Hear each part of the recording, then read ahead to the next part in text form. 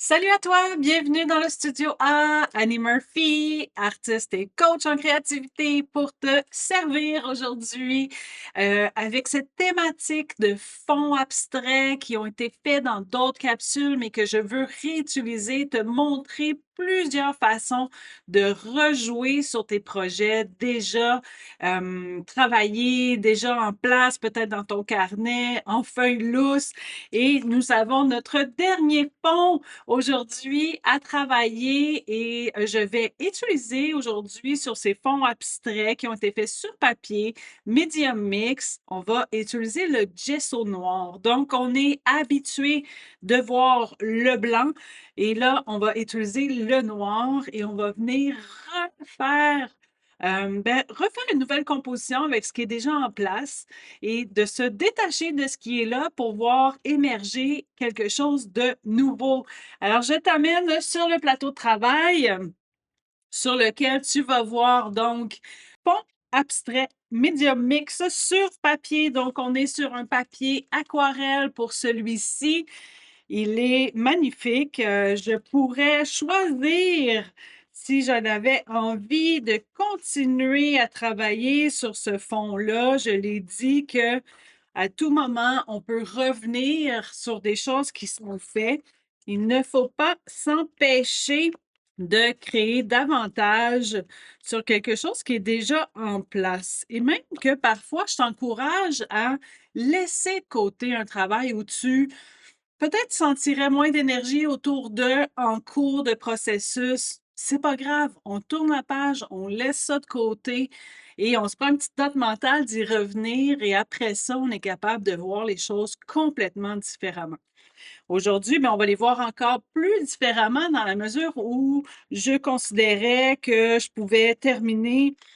Là, c'est juste parce que c'est juste parce que je t'en parle, ça me donne le goût de continuer à jouer dessus, mais en fait, c'était pas ça l'objectif de la capsule et c'était plutôt de travailler avec les gesso pour venir, faire ressortir des formes, des qualités dans le travail, assez intuitivement, pas de plan en tête, donc tu embarques dans ce flow créatif avec moi.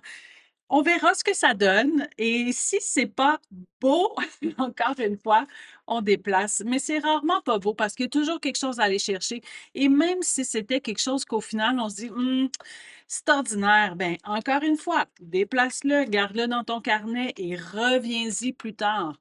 C'est la beauté des mix médiums où on est capable de superposer à plusieurs fois sur le même travail. Alors, le gesso, qu'est-ce que c'est du gesso? C'est une sorte de peinture qu'on pourrait dire, mais après. On dit un après universel, donc un après, c'est pour mettre avant.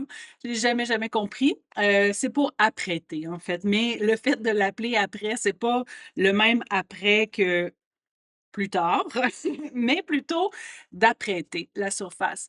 Le gesso blanc est très souvent utilisé, donc tous les toiles que tu vas acheter sont enduits de gesso généralement. En grande surface, c'est enduit déjà de gesso. Un blanc très, très clair. Il existe des gris aussi, des blancs un petit peu moins clairs. Et c'est un peu comme l'apprêt sur les murs. Donc, c'est quelque chose qui va à la fois sceller ton papier et qui va à la fois, parce qu'on va l'utiliser sur les toiles aussi, mais sur le papier, c'est ça le scellage que je veux, te parler, c'est que ça vient boucher les pores du papier aussi. Donc c'est une super façon de travailler si on a un papier qui est plus fin ou même s'il est plus épais, mais qu'on veut vraiment partir d'une surface, lisse, par exemple. Ça pourrait être ça. On pourrait utiliser l'apprêt dans ces cas-là. Et le noir, c'est imposé à un moment donné dans les après gesso et c'est une autre façon complètement différente de partir tes projets, de partir sur des surfaces noires.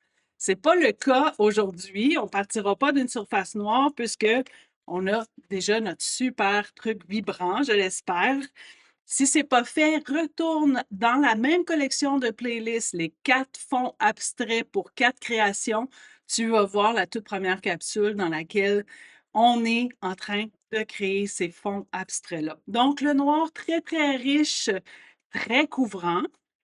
et c'est ce qui va nous permettre de retravailler sur, ce qui est ici, sur le plateau de travail. Et j'ai choisi le noir parce que je trouvais qu'on ne l'exploitait pas, nécessairement beaucoup. Peut-être que même tu ne connaissais pas le gesso noir, peut-être que oui aussi, mais ça va donner évidemment un côté un petit peu plus dramatique, je te dirais, à l'œuvre. Donc, je vais y aller avec un petit pinceau. Je m'en ai mis différents formats. Je vais commencer par, faire les formes, puis peut-être que je viendrai après ça même chercher des plus grands si je veux couvrir des surfaces plus grandes. Et je vais tout simplement y aller isoler en fait ou entourer certaines formes et créer du masquage. Donc j'ai protégé mon plateau comme ça, j'ai pas à faire attention. Ça aussi, c'est des petites choses qu'il faut prendre en ligne de compte pour, que le geste soit plus fluide. Si on est obligé de faire attention, généralement, ça peut bloquer quand même le geste. Alors là, je suis couverte, alors peu importe, c'est pas grave si je dépasse, si je voilà, je peux me laisser aller, dans mon mouvement et de pas être obligée d'arrêter le mouvement. Et je vais essayer de travailler de façon lisse, donc je vais prendre le temps de venir bien étendre mon gesso et c'est possible donc c'est très, très, très couvrant. Je vais te montrer, de plus proche encore. Voilà, tu vas avoir une meilleure idée. Mais tu vas aussi voir que, je sais pas si c'est visible, mais ça peut laisser encore une petite transparence. Ça peut aussi être intéressant, la petite transparence. Donc, attends de voir à la toute fin. Tu veux aussi donner ce temps de séchage pour éviter les bavures sur le travail si tu le veux lisse. Donc, on fait une première couche, on s'amuse, on laisse glisser le pinceau.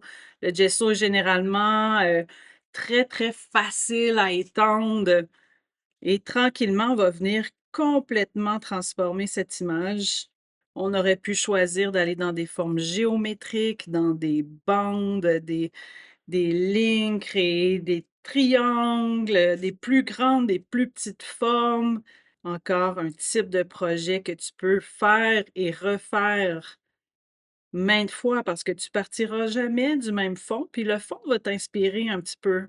Et une fois le gesso séché, si j'en ai envie, je peux encore venir retravailler. Alors tu vas voir, je pense que je vais pousser là pour te montrer quel médium on peut venir, ajouter sur le noir pour donner encore plus d'effet ou de luminance. Alors, j'y vais vraiment aléatoirement. Je vais prendre du recul sur la composition seulement une fois complètement terminée. Ce que j'aime dans ce type de travail-là aussi, c'est que ça demande un détachement par rapport à ce qui est en dessous et ça, ce côté précieux qu'on donne à l'art, à créer quelque chose qui doit rester ou tout ça, oui et non. Je suis pas contre l'idée de sacraliser certaines œuvres, mais je suis contre cette idée de sacraliser tout le geste, puis de se tu sais, de s'empêcher des fois de créer, de tester parce que on va chercher à reproduire quelque chose ou et on va chercher à réussir plutôt que de faire. Et dans mon livre à moi, comme être humain, il est beaucoup plus important de faire que de réussir. La réussite, ça vient plus tard, ça vient comme un bonus, mais parfois on peut réussir et quand même se juger et c'est propre aux artistes, c'est propre aux perfectionnistes, c'est des belles qualités, mais il faut pas toujours utiliser nos qualités comme je dis. On a aussi il faut réussir à aller chercher l'envers de la médaille d'une certaine façon, la qualité de nos défauts. Alors c'était assez couvrant, je suis assez, contente de ce que ça donne. Ça réinterprète complètement, complètement, complètement le j'aurais pu vouloir faire des choses beaucoup plus serrées, laisser plus d'images dans le fond, mais comme je vois que j'ai mis quand même beaucoup de noir, je pense que justement, je vais pouvoir venir jouer avec de la couleur, soit avec les, crayons acryliques, les Posca, soit avec, les crayons, le crayon de bois passerait super bien sur le noir aussi. Et là, c'est peut-être le temps de faire un petit pas de recul, voir si on veut rapetisser, arrondir. Bien sûr, c'est plus possible de retirer, par contre, à moins qu'on aille, je sais pas, en grattant, mais c'est pas mon objectif. Je veux vivre avec, qu'est-ce qui s'est passé là, d'accepter qu'est-ce qui s'est passé là et de voir comment je vais poursuivre la transformation et je pourrais aller dans mon carnet chercher d'autres images que j'ai fait. Ça peut être du dessin aussi qui était dans le carnet que j'ai envie de retravailler, mais c'est déjà chouette comme ça. Je vais laisser un petit temps de séchage. Le gesso a cette qualité de sécher rapidement, donc je laisse un petit temps de séchage.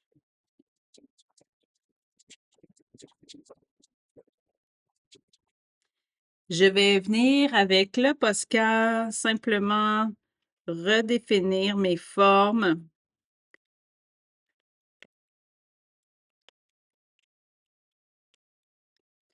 Je pense qu'avec le Posca blanc, ça nous donne ça encadre davantage la forme qui a été faite, j'aime bien.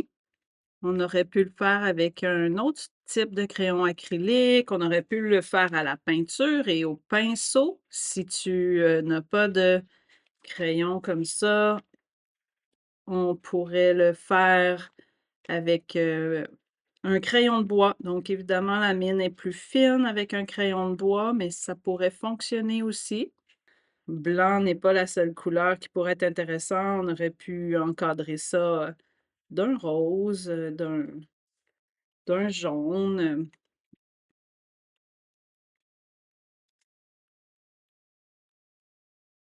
Ça crée des petites œuvres dans l'œuvre, je trouve, où on met en lumière qu'il y avait de la vie en dessous de ça. Ouais, ça donne un peu de brillance. On pourrait laisser ça comme ça. On pourrait continuer à venir, je sais pas si avec le blanc, continuer à venir mettre l'accent, mais de façon un petit peu plus graphique ou trace humaine. Donc là, je travaille et il y a des textures en dessous, hein. On le voit ici super bien que ça crée du relief.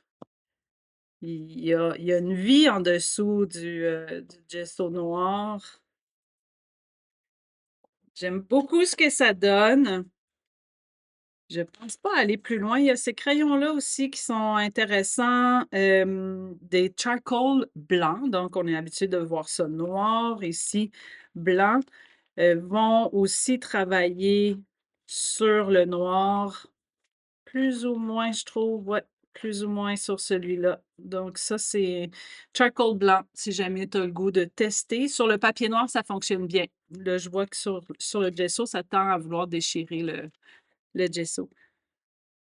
Alors, notre œuvre, notre œuvre en deuxième vie, tu peux imaginer qu'on peut faire une troisième, quatrième, cinquième vie parce que on pourrait venir redécouper, faire du collage avec ça. On peut venir le découper en plusieurs sections parce que même que je trouve que ça serait peut-être intéressant. L'idée, c'est de venir le placer dans mon carnet, évidemment. Bref, les multiplications sont vraiment, vraiment géniales. Alors, c'est ce qui conclut cette quatrième transformation de fond abstrait. Mais là, j'avais parlé dans une de mes capsules que tous les retails, j'ai gardé tous les retails des 4 projets qui sont dans la collection de la playlist là, de ce que tu es en train de regarder. N'hésite pas à aller voir là, pour tisser le fil d'or de ça. Mais je vais venir te montrer comment utiliser En bonus, une capsule sur les retailles parce que tout est utilisable et en plus, je vais l'utiliser avec un PDF que j'ai construit, que tu vas pouvoir avoir toi aussi. Fait que rendez-vous dans la prochaine capsule. J'espère de t'y voir. Encore une fois, merci de cultiver ta créativité parce que plus on est de gens rebelles à prendre soin de soi à travers cet outil fabuleux qu'est notre imagination, mieux le monde se portera.